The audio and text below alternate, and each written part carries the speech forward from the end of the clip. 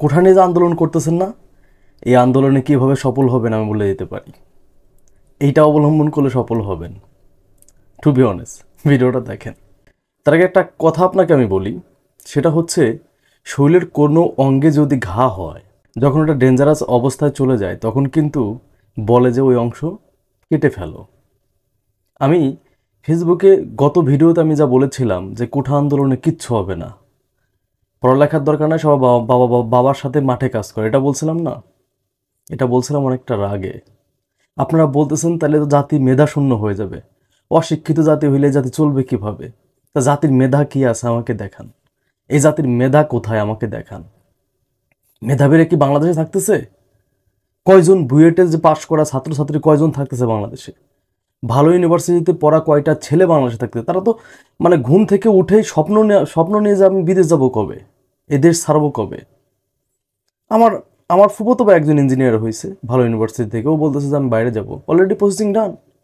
তো ওরা বাংলাদেশ থেকে পড়ে বাইরের কান্ট্রিকে সার্ভ করতেছে, বিকজ সে ধরনের সুযোগ সুবিধা তো নাই এই দেশে। কারণ এই দেশের সুযোগ সুবিধা কি, এদেশে চাকরি করতে যাইতে হয়, সরকারি চাকরির ক্ষেত্রে 30% কোঠাকার মুক্তিযোদ্ধার, টোটাল 44% কোঠা, 56% হচ্ছে কোঠা, আর 44% কি, 44% হইতে মেধার। আপনি মেধা দিয়ে টাকা দিয়ে প্রমাণ করে 44% কাজে যাইতে পারবেন, চাকরি পাবেন, এটাই তো। আমি যদি ভুল কিছু না বলি। এখন এই যে আর্জেন্টিনার যে সাপোর্টার যারা আছেন তারা কি বলেন যে বাপ দাদার আমলে ওই ব্রাজিল 5টা কাপ জিতছে, সে কাপ নিয়ে বড়াই করে, এটা বলে না? যারা আর্জেন্টিনার সাপোর্টার তারা কিন্তু এই কথা বলে। আজকে যারা চাকরির জন্য আবেদন করতেছে তার বাপ তো আর যুদ্ধ করে নাই। কয়জন, তার বাবা কয়জন যুদ্ধ করছে? তার দাদা যুদ্ধ করছে, সেই দাদার পাওয়ারে তাদের চাকরি হইতেছে। এটা কি মুক্তিযোদ্ধাকে সম্মান করা হইতেছে না একটা জাতিকে, না একটা জাতিকে ধ্বংসের দিকে ঠেলে দেওয়া হচ্ছে? এটা কি মুক্তিযোদ্ধাকে সম্মান বলে? আপনারা মুক্তিযোদ্ধাকে সম্মান করতেছেন? তা মুক্তিযোদ্ধারে সম্মান করলে একজন নকল কেন, ভুয়া সার্টিফিকেট দিয়ে কেন মুক্তিযুদ্ধ হয় কিভাবে, যদি সম্মান করে থাকেন? বলেন। হাসি আসে ভাই, যে অবাক আমরা কোথায় যাচ্ছি। দেখেন, এই যে কোঠা যে আন্দোলনটা, এটা কিন্তু এই যে প্রধানমন্ত্রী নিজেই কিন্তু ঘটাইছে যে আন্দোলনটা হোক আবার। কি জন্য? বিকজ অফ, মাথায় রাখবেন, বড় ধরনের আন্দোলন হওয়ার সম্ভাবনা ছিল। কিন্তু এবার যে কোঠা আন্দোলন হইল, এটা এটা ভবিষ্যৎ কি?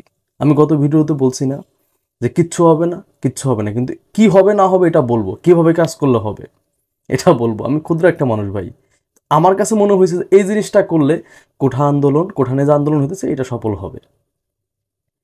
দেখেন, বাংলাদেশের বর্তমান যে প্রবলেম, মেধাবীরা একটা কথা বলতে পারতেছে না। কয়জন মেধাবী আছে কথা বলতে পারতেছে না। এই যে বাংলাদেশ, যে আমরা যে ট্রেনটা দিচ্ছি বাংলাদেশের মাঝখান দিয়ে, ভূমিটা ব্যবহার করার সুযোগ দিচ্ছি, এই যে আমরা যে ফেসবুকে এত কথা বলতেছি যে ভূমি আমরা ব্যবহার করতে দিব না, হ্যান ত্যান, এটা নিয়ে শেখ হাসিনার কোনো আছে? মাথা ঘামাঘামি আছে? আপনার কথায় কোনো কিছু যায় আসে না তো তার। আপনি কি বললেন না বললেন এটা সে ডোন্ট কেয়ার, তার কিছু যায় আসে না, ঠিক কিনা? দেখেন, ব্রিটিশরা কিন্তু 2টা জাহাজ নিয়ে আসছিল, তারা কিন্তু 200 বছর এখানে রাজত্ব করে গেছে ব্রিটিশরা। বাংলাদেশ চলাইতেছে হচ্ছে ইন্ডিয়ার এটা মাথায় রাখবেন। আজকে বাংলাদেশের মাঝখান দিয়ে ট্রেন যাবে, আন্তর্জাতিক একটা আইন আছে, আপনারা জানেন আন্তর্জাতিক একটা আইন আছে। যদি বাংলাদেশের মাঝখান দিয়ে ট্রেন যায় ইন্ডিয়ার, সেই ট্রেনে আগুন ধরায় মানে বিএনপি জামাতেরকেও ধরাবে না, ধরাবে রয়ের লোকজন, এজেন্ট ধরায়। কি করবে? তাদের সেফটি দরকার, তাদের নিরাপত্তা দরকার, এই সেনাবাহিনী আসবে, এই আসবে, সে আসবে। পরবর্তীতে কি হবে? আমরা বেরোতে পারবো না। এজন্য তাদেরকে আগের থেকেই কিভাবে প্রতিহত করা যায় এইটার প্ল্যান করতে হবে। আর সেই প্ল্যানের দিকে যাচ্ছিল তখন এইটা ইউটার্ন নিল, এটা ইউটার্ন নিছে, এখন কোঠা আন্দোলনের দিকে চলে গেছে। সবাই ভুলে গেছে বাংলাদেশের ভূমি যে ইন্ডিয়া ব্যবহার করতে চাইছে, এটা সবাই ভুলে গেছে। এখন আমি আপনাকে বলি, আপনি যতই আন্দোলন করেন না, যাই করেন, এই কোঠা আন্দোলন করা নিয়ে কোনো কিছু হবে না। আপনাকে ইসের সামনে বসে সংবাদ সম্মেলন করে শেখ হাসিনা বলে দেবে আচ্ছা আমি মেনে নিলাম। আদালতে তার কথা চলে, আইন তো তার কথায় চলে, আইন তো চলে তার কথায়, সে যা বলবে তাই তো হবে। সে বলে দিল যে এটা করো, হয়ে গেল। মানে বাংলাদেশের আইন তো তার কথা চলতেছে, তার জন্য তো কিছু না। দেখা গেলো আপনারা যখন আন্দোলনটা চাঙ্গা করবেন তখন সে একটা কথা বলল, 18 সালে তো সেই কাজটাই করছিল, কিন্তু কার্যকারিতা হয়েছে, হয় নাই। এখন আবার বলে দেবে যে ওকে আমি দাবি দেওয়া মেনে নিলাম, এটাই তো বলবে। তখন কি হবে? উন্নতি হবে। কিন্তু না, এই সমস্যার যদি আপনারা দীর্ঘস্থায়ী সমাধান চান, একটা কথা আমি আগেই বলছি, যদি শরীরের কোনো অংশে ক্যান্সার হওয়ার সম্ভাবনা থাকে, দেখা দেয়, তাহলে কিন্তু ডাক্তার বলে এই অংশ কেটে ফেলো। ভাই, বাংলাদেশের সামনে যে সমস্যা, বাংলাদেশের যে প্রবলেম, এই প্রবলেম সলভ করতে হইলে এই যে অবৈধ ফ্যাসিবাদী যে প্রধানমন্ত্রী আছে, একে বাদ দিতে হবে, একে সরাইতে হবে। আন্দোলন কোঠার জন্য না, আন্দোলন করেন কিভাবে ও অবৈধ ফ্যাসিবাদী স্বৈরাচারী শেখ হাসিনাকে পতন ঘটানো যায়, এটার জন্য কথা বলেন। তাহলেই বাংলাদেশ মুক্তি পাবে, ইন্ডিয়ার হাত থেকে বাংলা রক্ষা পাবে। আপনারাও মনে করেন যে আপনাদের দাবি দেওয়া পূরণ হবে, তাছাড়া সম্ভব না। আপনারা যদি মনে করেন যে সে দাবি মেনে নেবে আবার না, আপনাদেরকে ঠান্ডা করার জন্য একটা মেডিসিন দিয়ে দেবে, চুপ হয়ে যাবেন, আপনারা চুপ। আন্দোলন আমি এখন মনে করি বাংলাদেশের ছাত্রলীগের বাইরে যে মানে ছাত্র সংগঠন আছে সবার আন্দোলন করা উচিত। কোঠা আন্দোলন না, ডাইরেক্ট পদত্যাগের আন্দোলন, পতনের আন্দোলন ঘটান না ভাই। এই কোঠা মোঠার আন্দোলন করে তার কিচ্ছু হবে না। আপনাদেরকে ঠান্ডা করার জন্য একটা কথা বলে দিবে, আপনারা চুপ হয়ে ঘরে চলে যাবেন, আবার 1 বছর পরে দেখবেন যা তাই। তারা মুক্তিযোদ্ধাদের সম্মান দেখাইতেছে, বুঝছেন? এইটাই হলো বলবে যে আমরা মুক্তিযোদ্ধার সম্মানের ক্ষেত্রে আমরা কোঠা বাতিল করতে পারবো না, হ্যান ত্যান, এটাই তো হবে। এই জন্য ভাই যেটা করার দরকার সেটা করতে হবে।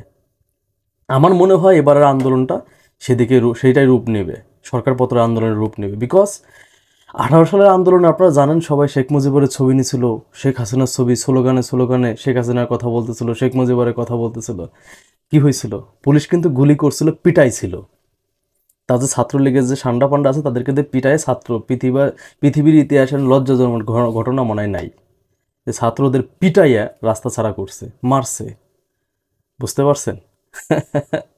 তো এবার মনে করেন যে ছাত্রলীগের যারা আন্দোলন করতেছে তারা কিন্তু কেউ শেখ মুজিবের ছবি, শেখ হাসিনার ছবি, শেখ হাসিনার স্লোগান দিচ্ছে না। আপনাদের আন্দোলনটা এখন মুভমেন্ট করায় পতনের আন্দোলনে ডাক দেন। আমি মনে করি এদিকে যাচ্ছে। এখন সব ছাত্র সংগঠন যা আছে ছাত্রলীগের বাইরে সবাই এখন, আমার মনে হয় যে দলগুলো আছে সবার এখন সোচ্চার হওয়া উচিত।